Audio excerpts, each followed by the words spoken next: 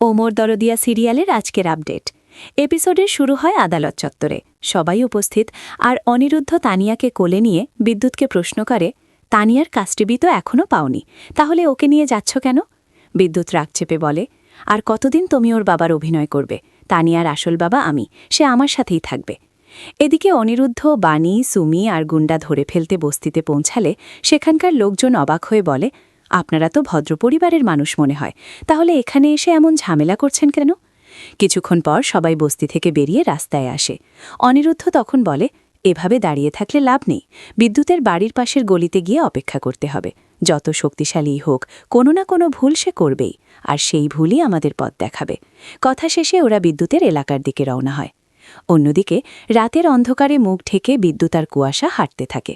ওদের পিছনে চুপচাপ অনুসরণ করে বাণী আর অনিরুদ্ধ। কিছুদূর গিয়ে বিদ্যুৎ আর কুয়াশা তাদের কাছে থাকা সব প্রমাণ, এমনকি বহুরূপী সাজার পোশাকও আগুনে পুড়িয়ে ফেলে। আগুনের শিখা দেখে বিদ্যুৎ বলে, জ্বলুক, সব ছাই হয়ে যাক, এবার কেসে কোনো প্রমাণই থাকবে না। পেছন থেকে অনিরুদ্ধ পুরো সময় ভিডিও করে। সে বলে, এটা কি যথেষ্ট প্রমাণ হতে পারে?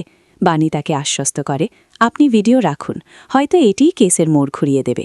বিদ্যুৎরা চলে গেলে বাণী আগুনে পুড়ে যাওয়া পোশাকের কিছু অংশ নিজের কাছে রেখে দেয় কোর্টে জমা দেওয়ার জন্য। পরের দৃশ্যে আদালতে বিদ্যুৎ আর কুয়াশা ঢুকতেই মৌলি আর নয়নতারা এগিয়ে আসে। মৌলি অবাক হয়ে বলে, বিদ্যুৎ, তুমি আবার কে? কি কোটটাই দিয়ে এমন ভাব দেখাচ্ছ?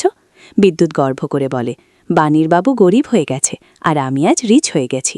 নয়নতারা হাসতে হাসতে বিদ্যুতের পেটে খোঁচা মেরে বলে, তোমার মাথায় যদি দুটো তার লাগাই তাহলে সব স্প্রিং বেরিয়ে যাবে।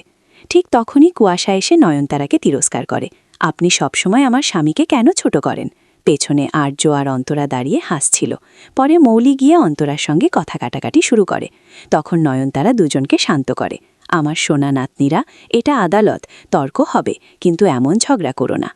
এরপর আদালতে জাজ 2007 নম্বর কেস ডেকে শুনানি শুরু করে। বাণীর আইনজীবী সেন অনুমতি নিয়ে কল্যাণবাবুকে সাক্ষী হিসেবে দাঁড় করান।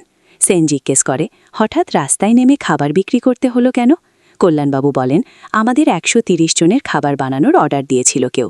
সব প্রস্তুত হওয়ার পর নাম্বারে ফোন করলে উনি বলেন খাবার লাগবে না, এত খাবার নষ্ট করতে পারি না, তাই বাধ্য হয়ে রাস্তায় নেমেছিলাম।